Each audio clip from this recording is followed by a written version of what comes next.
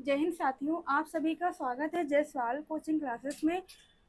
ये हमारी हिंदी की पीवाईक्यू प्रैक्टिस सीरीज की 7वीं क्लास है, जिसमें हम पिछले वर्षों के प्रश्नों का अभ्यास कर रहे हैं।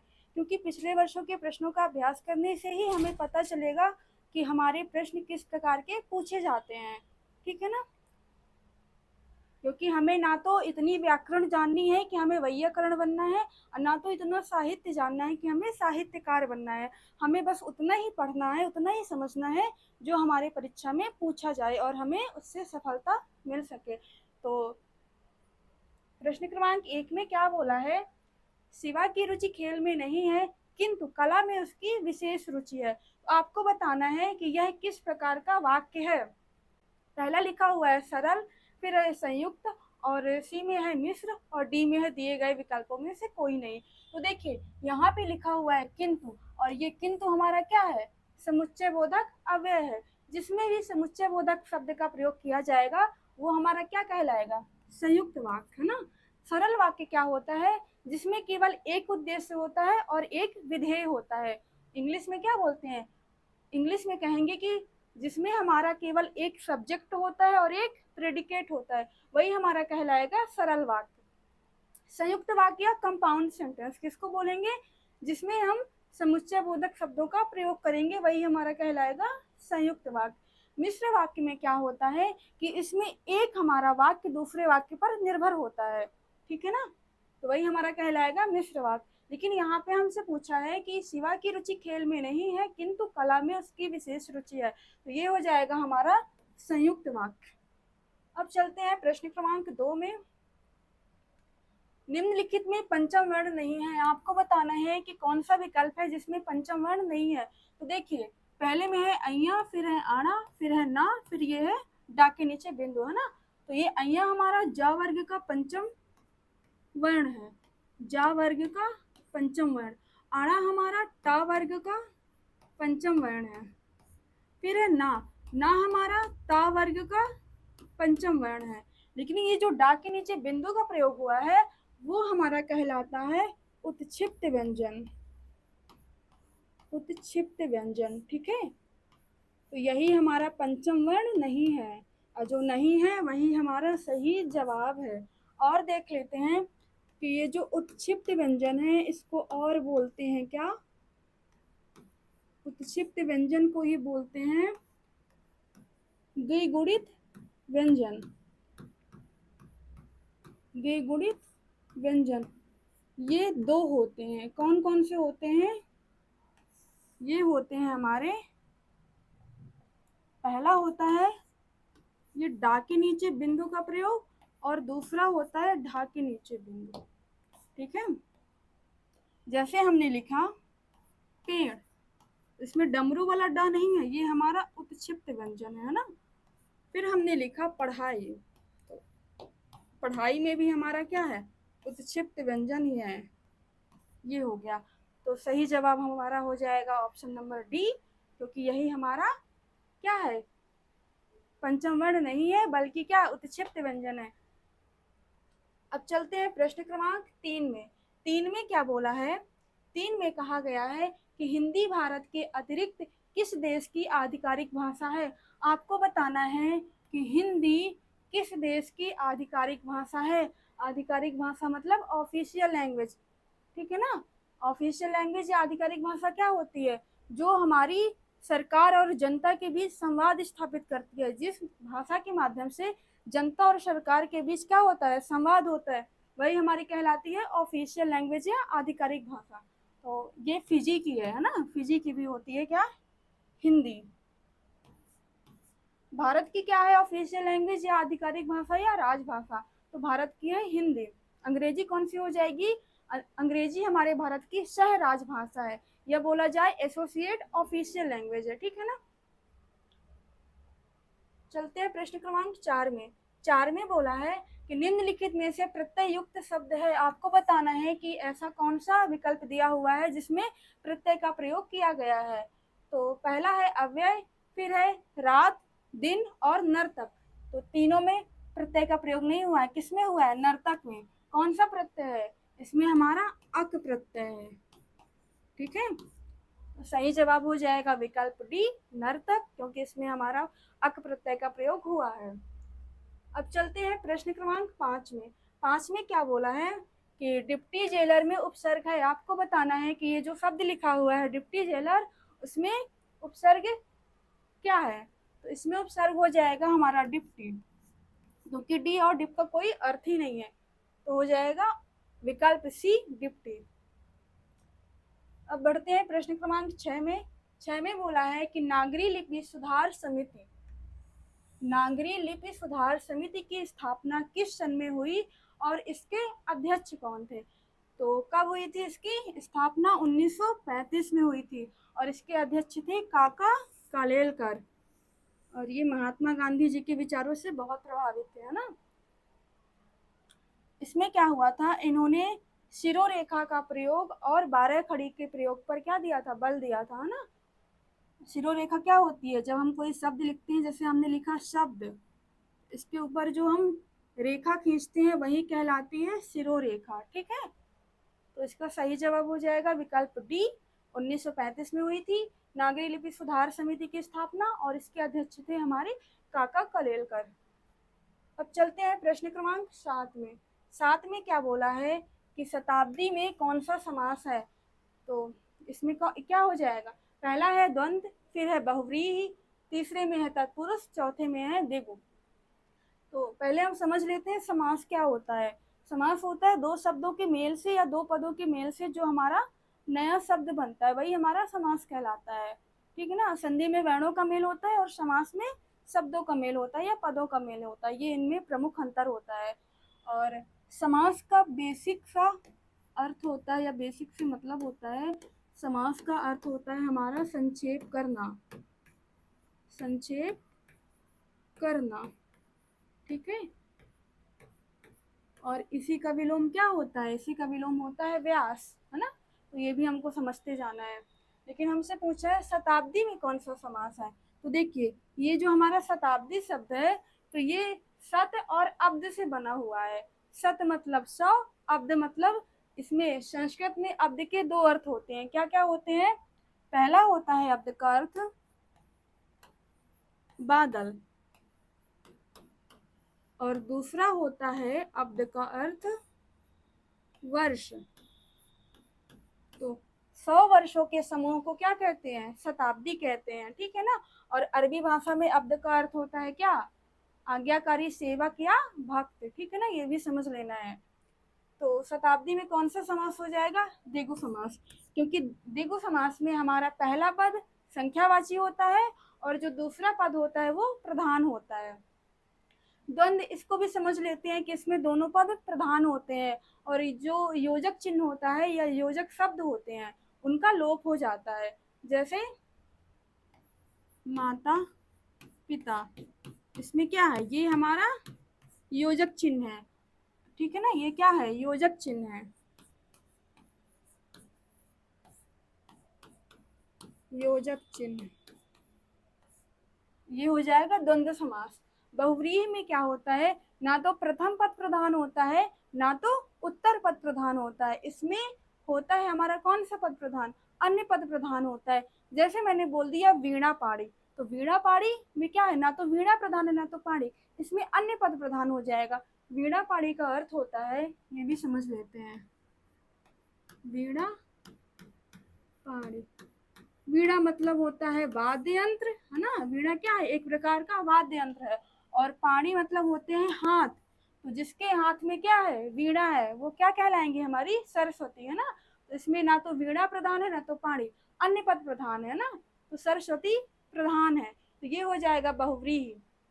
एक बात और, ये जो व्रीहि लिखा हुआ है, कभी कभी इसको व्रीहि भी लिख देते हैं, है ना, बहुव्रीहि, ये भी सही है और ये भी सही है। लेकिन अगर कभी वर्तनी में या फिर त्रुटि संबंधी प्रश्न में आ जाएगा तो आपको ये वा वाला ही सही मानना है। ये जो व्रीहि है इसका अर्थ क्या होता है? धान। तो संभवतः इसीलिए इसको क्या बोला जाता है? बहुव्रीहि समास। जैसे धान धान में क्या होता है, धान प्रधान नहीं होती है। जब वो धान का छिलका उतर जाता है, वो चावल वो अलग ही रहता है ना, उसमें चावल हमारा प्रधान रहता है। तो ऐसा हो सकता है कि ये धान से ही व्रीहि आया और उसी से समास हमारा शब्द बना। तत्पुरुष में क्या होता है, तत्पुरुष में हमारा पहला पद हमारा संज्ञा होती है और जो अंतिम पद होता है वो प्रधान होता है। जैसे मैंने लिख दिया क्या, राजपुरुष, है ना। तो राज क्या है, राजा क्या है, इसको हम अगर करेंगे तो हो जाएगा राजा का पुरुष या फिर राजपुत्र, ऐसा लेते हैं उदाहरण। तो राजा का पुत्र, राजा हमारी संज्ञा हो जाएगी और इसमें प्रधान कौन सा हो जाएगा, अंतिम पद यानी कि पुत्र, है ना। तो शताब्दी में हो जाएगा द्विगु समास। और हमने समझा, क्योंकि हमको जवाब को रटना नहीं है बल्कि समझना है। अब प्रश्न क्रमांक 8 में, 8 में क्या बोला है, बगुला भगत होना मुहावरे का अर्थ है। आपको बताना है कि ये जो मुहावरा लिखा हुआ है बगुला भगत होना, इसका क्या आशय है, इसका क्या अर्थ है। तो विकल्प दिए हुए हैं, पाखंडी, साधु के भेष में ठगना, ढोंगी व्यक्ति, और दिए गए सभी विकल्प। तो बगुला भगत का अर्थ होता है पाखंडी भी, साधु के भेष में ठगना भी और ढोंगी व्यक्ति भी। ऐसा होता है ना कि हमें क्या बोला जाता है कि समाज में बगुला भक्तों से क्या होना चाहिए, सावधान होना चाहिए, क्योंकि वो मीठी मीठी बातें बोलकर क्या करते हैं, वो इस ताक में रहते हैं कि कैसे इस प्रकार, कैसे इसको धोखा दिया जाए, कैसे इसको हानि पहुंचाई जाए, है ना। तो इसीलिए बगुला भक्तों से सावधान रहना चाहिए। अब बढ़ते हैं प्रश्न क्रमांक 9 में। 9 में बोला है कि तत्पुरुष समास के भेद हैं। आपको बताना है कि तत्पुरुष समास के कितने प्रकार हैं या कितने भेद हैं। तो इसमें क्या हो जाएगा, तत्पुरुष समास में पहले तो ये समझ लेते हैं कि तत्पुरुष समास में अंतिम पद हमारा या उत्तर पद हमारा प्रधान रहता है और जो पहला पद रहता है वो संज्ञा रहती है, ठीक है ना। तो तत्पुरुष समास के कितने भेद होते हैं, 6 भेद होते हैं। जो हम विभक्ति पढ़ते हैं, कर्ता ने कर्म को करण से द्वारा आपादान के लिए, तो इसमें 8 विभक्ति होती है ना। तो उसमें हम पहला और लास्ट वाला, पहला और अंतिम को छोड़कर जितने 6 होते हैं वही तत्पुरुष समास बनते हैं ना। तो कौन कौन से हो जाएंगे, पहला हो जाएगा हमारा कर्म तत्पुरुष, कर्म तत्पुरुष। फिर दूसरा हो जाएगा, कर्म तत्पुरुष में क्या होता है, जो को कारक चिन्ह होता है उसका लोप हो जाता है। दूसरा है करण तत्पुरुष, तीसरा है संप्रदान, संप्रदान तत्पुरुष, चौथा है हमारा अपादान, पांचवा है हमारा संबंध तत्पुरुष, संबंध तत्पुरुष, और छठा है हमारा अधिकरण तत्पुरुष, अधिकरण तत्पुरुष, ठीक है ना। तो पहला कर्म तत्पुरुष, करण तत्पुरुष, संप्रदान तत्पुरुष, अपादान तत्पुरुष, संबंध तत्पुरुष, अधिकरण तत्पुरुष। जो कर्ता और लास्ट में क्या होता है, अंतिम में संबोधन, इनका कोई भी तत्पुरुष नहीं बनता है ना। इनके ये तत्पुरुष समास के भेद नहीं होते हैं, केवल 6 होते हैं और इसमें कारक चिन्हों का लोप हो जाता है, ठीक है ना। और इसके अलावा भी होते हैं अलुक तत्पुरुष, नैया तत्पुरुष, है ना। वो जब हम समास का पढ़ेंगे टॉपिक तो उसमें समझाया जाएगा डिटेल में कि कैसे होता है। अब हम चलते हैं प्रश्न क्रमांक 10 में।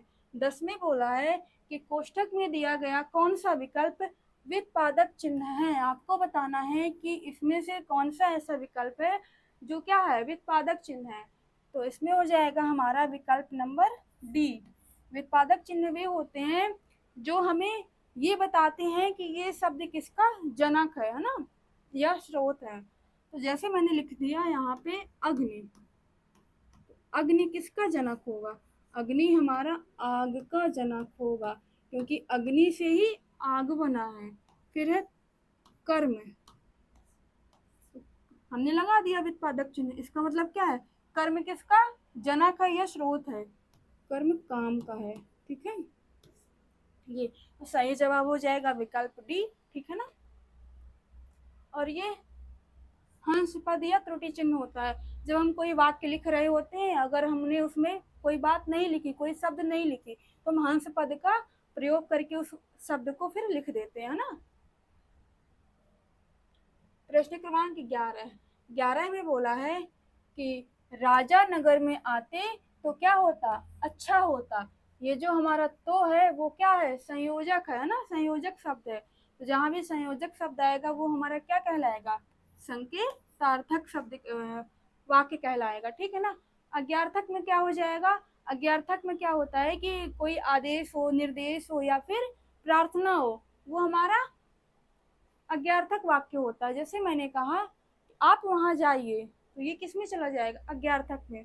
फिर है विधानार्थक, मतलब कि विधान वाक्य या विधानवाचक वाक्य, इसमें हमारा होता है साधारण वाक्य, ठीक है ना।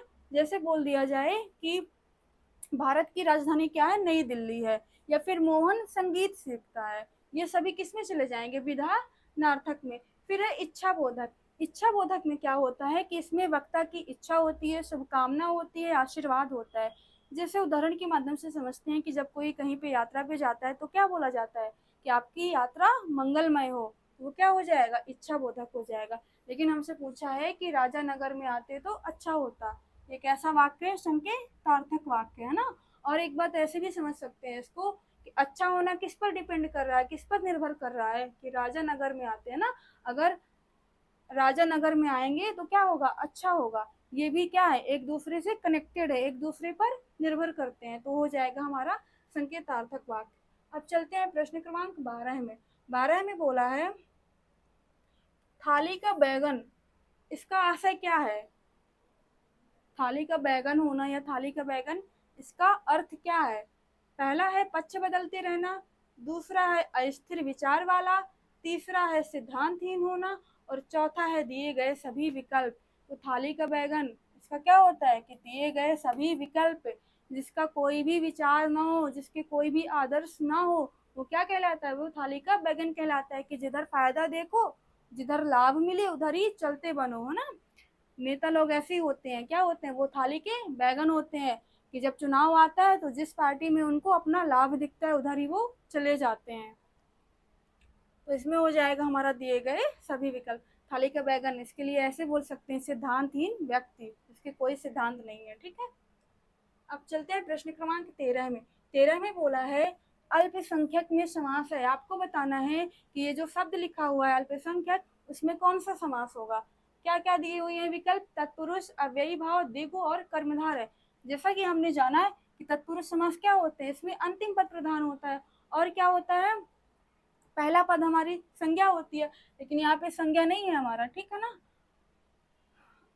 फिर है अव्ययी भाव, अव्ययी भाव में क्या होता है कि इसमें जो हमारा पहला पद क्या होता है, अव्यय होता है या उपसर्ग होता है, ठीक है ना, अव्ययी भाव में। जैसे इसका उदाहरण ऐसे हो जाता है यथाशक्ति, यथा संभव, ना, आजीवन, आमरण, तो ये अव्ययी भाव में चला जाएगा। द्विगु में क्या होता है कि पहला पद हमारा संख्यावाची होता है और अंतिम पद प्रधान होता है। कर्मधारय, कर्मधारय में क्या होता है, सही जवाब इसका कर्मधारय होगा। कर्मधारय समास में कैसे इसको समझेंगे कि विशेषण तथा विशेष से मिलकर बना हुआ, या उपमेय तथा उपमान से मिलकर बना हुआ हमारा शब्द क्या जाएगा, उसमें हो जाएगा कर्मधारय, ठीक है ना।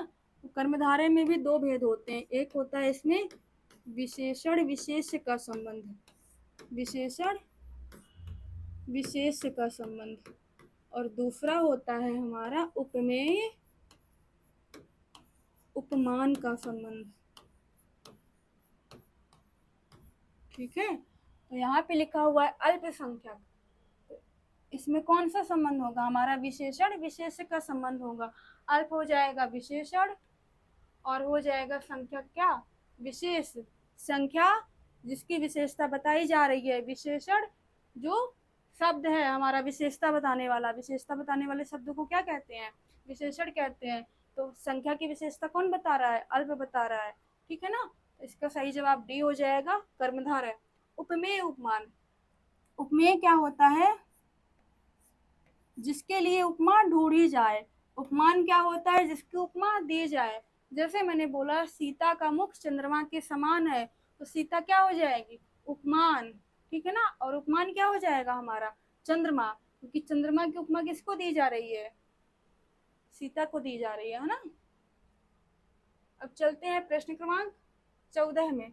14 में बोला है निम्नांकित में विलोम शब्द युग्म में नहीं है। आपको बताना है कि जो विकल्प दिए हुए हैं तो इसमें कौन सा ऐसा है जो सही विलोम शब्द युग्म में नहीं है। युग्म का मतलब क्या होता है? जोड़ा। ये जोड़े में लिखे हुए हैं। तो पहला है बहु। बहु का अर्थ होता है बहुत या अधिक। अल्प। अल्प का अर्थ क्या होता है? कम। तो ये एक दूसरे के क्या है? विलोम है ना, विपरीत अर्थ दे रहे हैं। फिर है यहाँ पे शुभ्र और कृष्ण। इसको समझ लीजिए ऐसे। बहु का अर्थ होता है अधिक या बहुत, और अल्प का अर्थ होता है कम। शुभ्र। शुभ्र का अर्थ होता है श्वेत या फिर उजाला भी बोल देते हैं। और कृष्ण का अर्थ होता है क्या? काला या फिर अंधकार। तो ये भी एक दूसरे की क्या है? विपरीत है, विपरीत अर्थ दे रहे हैं। फिर है ध्वनित और शांत। ध्वनित मतलब होता है जहाँ पे शोर हो रहा है। शांत मतलब जहाँ पे शोर नहीं हो रहा है। तो ये भी एक दूसरे के क्या है? विलोम है। डी में है अध्ययन अध्यापन। अध्ययन मतलब पढ़ना, अध्यापन यानी पढ़ाना। तो ये एक दूसरे के विलोम नहीं है बल्कि क्या है? पूरक है। तो ये किस प्रकार के शब्द है? हमारे पूरक शब्द हैं। और हमसे पूछा है विलोम शब्द युग्म में नहीं है, और जो नहीं है वही हमारा सही जवाब है। प्रश्न क्रमांक 15।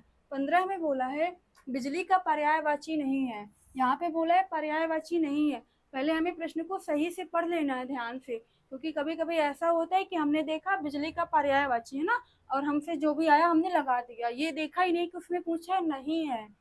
ठीक है, तो इसमें क्षण प्रभा भी होता है बिजली का पर्यायवाची, सौदामिनी भी होता है, चपला भी होता है। ये रश्मि रेखा जो लिखा हुआ है ये बिजली का पर्यायवाची नहीं होता है। रश्मि किसको बोलते हैं? किरण को बोलते हैं। ठीक है, रश्मि रेखा मतलब हो जाएगा किरण की रेखा या किरण की लकीर या प्रकाश की लकीर। ठीक है ना। और हमसे पूछा है नहीं है, और जो नहीं पूछा है जो गलत है वही हमारा सही जवाब हो जाएगा। प्रश्न क्रमांक 16 में पूछा है कि निम्नांकित में से किस शब्द में हलंत लगेगा। ठीक है ना, ये ऐसा कौन सा शब्द है जिसमें हलंत का प्रयोग वर्तनी की दृष्टि से शुद्ध माना जाएगा। ठीक है, तो क्या क्या लिखा हुआ है? प्रत्युत, निर्दोष, मंत्रिवर, भाग्यवान। तो हलंत का प्रयोग जब भी हम शुद्ध व्यंजन लिखते हैं तो शुद्ध व्यंजन में हमेशा हलंत का प्रयोग किया जाना ही चाहिए। अगर हमने लिख दिया का तो ये क्या है? ये हमारा अक्षर बन जाएगा। लेकिन हमने अगर लिखा हलंत के साथ का तो ये हमारा शुद्ध व्यंजन कहलाएगा। ये क्या कहलाएगा? ये हमारा अक्षर कहलाएगा और ये व्यंजन कहलाएगा। ये व्यंजन कहलाएगा। ठीक है, का लिखेंगे तो इसका मतलब ये कैसे बना है? व्यंजन प्लस स्वर से, और ये तो है ही हमारा शुद्ध व्यंजन है ना, तो इसमें भाग्यवान। अब यहाँ पे जो वान प्रत्यय लगा हुआ है ये भी समझते चलते हैं कि ये जो वान प्रत्यय है यहाँ पे वान, और एक होता है हमारा मान प्रत्यय। ठीक है, कौन कौन से प्रत्यय? वान और एक होता है मान। दोनों का ही अर्थ होता है क्या? दोनों का अर्थ होता है वाला। वाला। ठीक है, अब हम कुछ शब्दों का निर्माण करेंगे। अब देखते हैं कौन कौन से शब्द बनते हैं। जैसे मैंने यहाँ पे लिख दिया क्या? भाग्यवान। और क्या हो गया? रूपवान।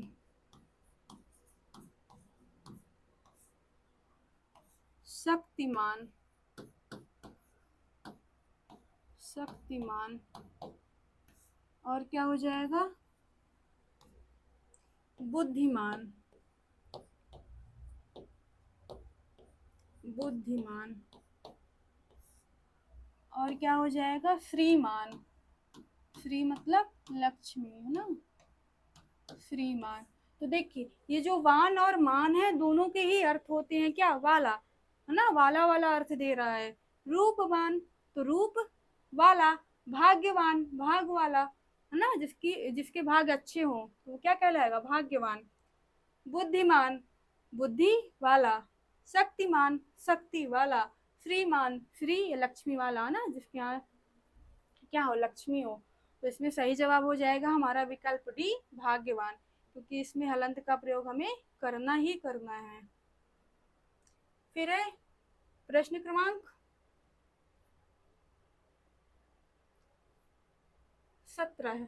17 में क्या बोला है कि मानक भाषा का लक्षण नहीं है। आपको बताना है कि मानक भाषा का लक्षण क्या नहीं है, इस पे फोकस करना है, ठीक है ना, क्योंकि 3 विकल्प हमें सही दिए हुए हैं, एक हमको ढूंढना है जिसमें जो अशुद्ध लिखा हुआ है। तो पहला क्या लिखा हुआ है कि मानक भाषा व्याकरण सम्मत होती है।